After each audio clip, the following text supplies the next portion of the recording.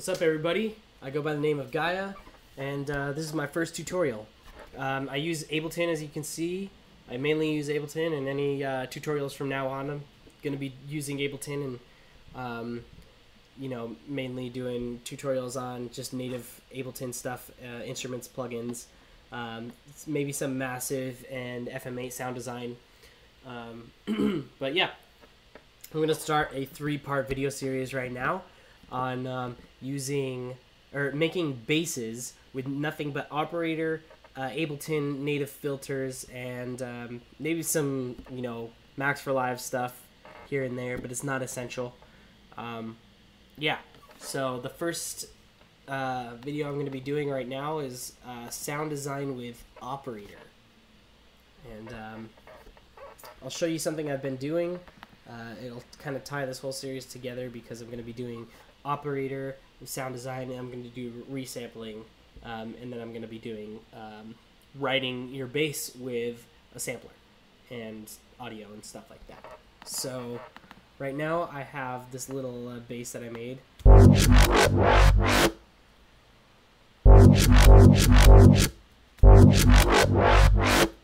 And then I have this other one. And I'm actually going to pencil in here real quick. And here you go.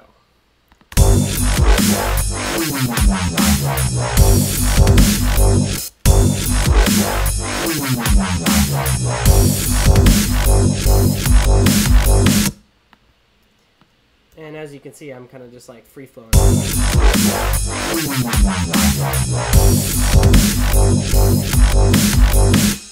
And all that was made with basically just filters and operator. So let's get started. The operator patch is right here, and I'll explain how this works. So I have a bunch of operators grouped into an instrument rack, and they all have macros and stuff like that.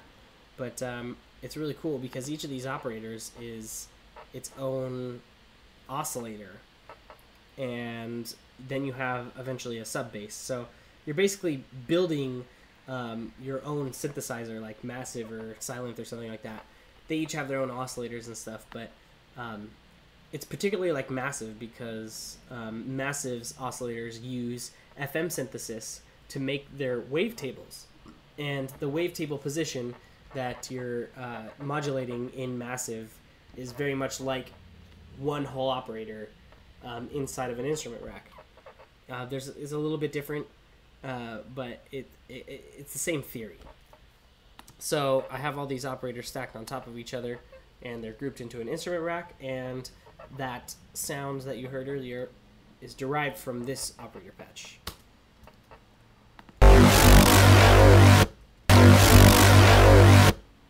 And eventually I got this.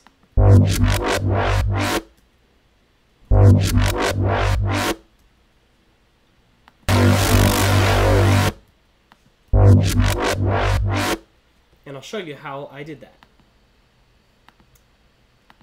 But first, we gotta start with the operator patch.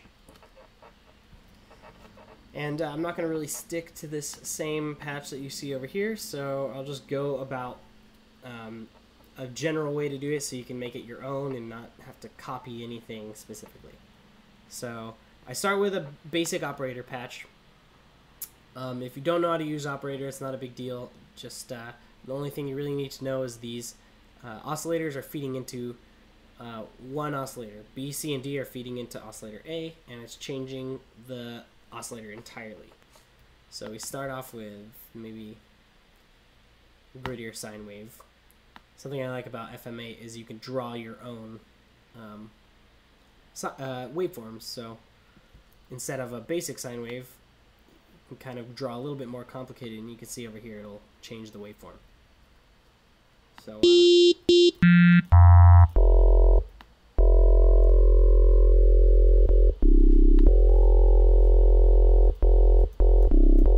that's even fine. It doesn't need to be anything more than that. So we'll go on to oscillator B, and it's a sine wave right now, so you'll see what happens when we feed B into A.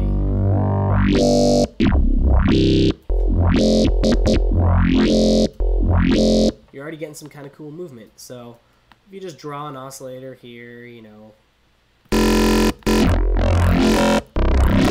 start to get a little bit different. Go into C, you can do the same thing.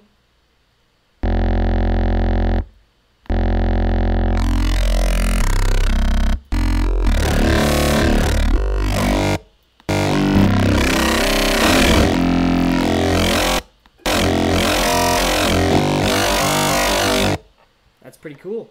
So a little quick tip here is I'm going to be wanting to do some like glides and stuff maybe, so I'm going to go into the global settings, which is the bottom right corner here, change the voices to 1, and go to pitch settings and turn the glide on, and maybe turn it up to about 110 milliseconds. So that's how you do that in Operator.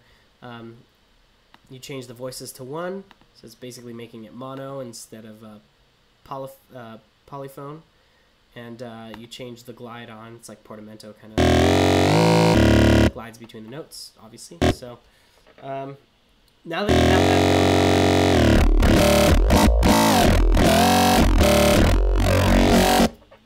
that, that's pretty cool. So we can group that into an instrument rack right here.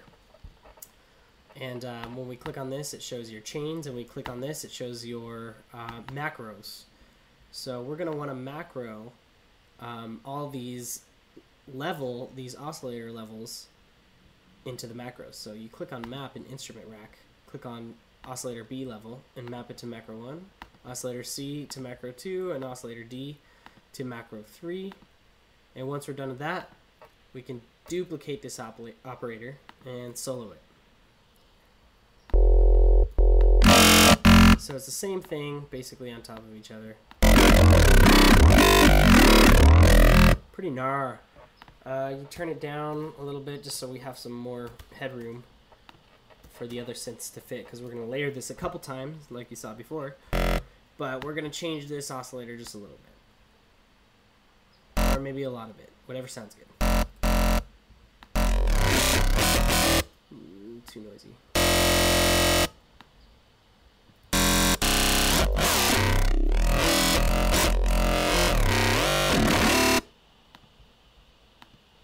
Done with that.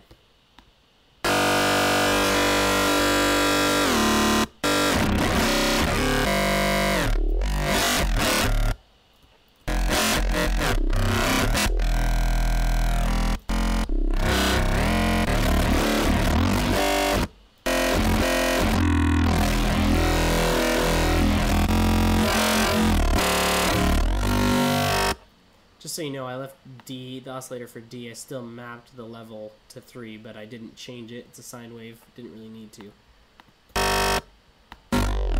So that sounds pretty good.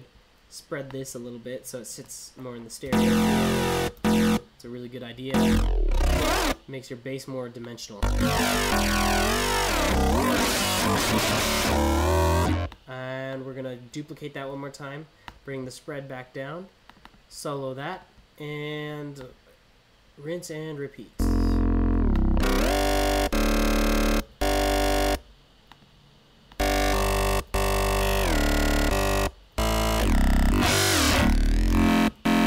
And for last, that sounds pretty cool, but for last measures, we're going to add another operator, bring it down 6 decibels, or bring it down to -6, maybe a little bit lower or higher, whatever.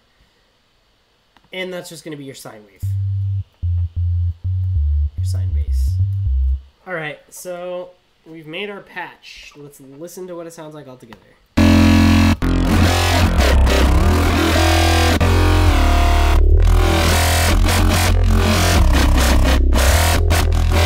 Oh man, there's so much potential there. So that's what you love to hear, potential. Especially in things like this, because it's a lot of experimenting. So you want to hear as much potential as possible in the sounds. You don't want to limit yourself too much. Anyways, I'm going to pencil in a bar of F for this bass. F, or no, G.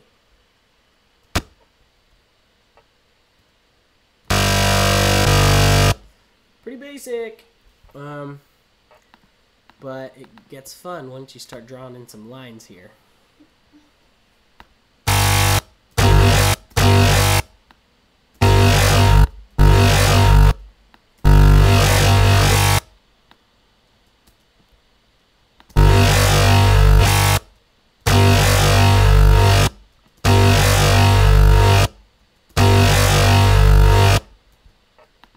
Alright, that's kind of cool.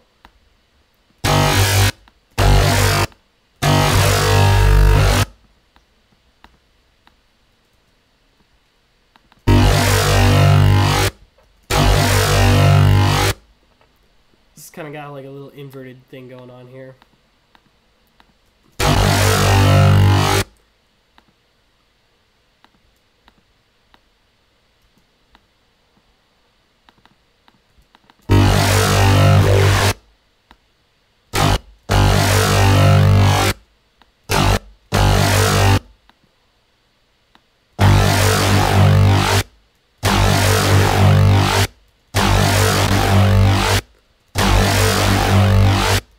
Alright, so there you go. There you have it.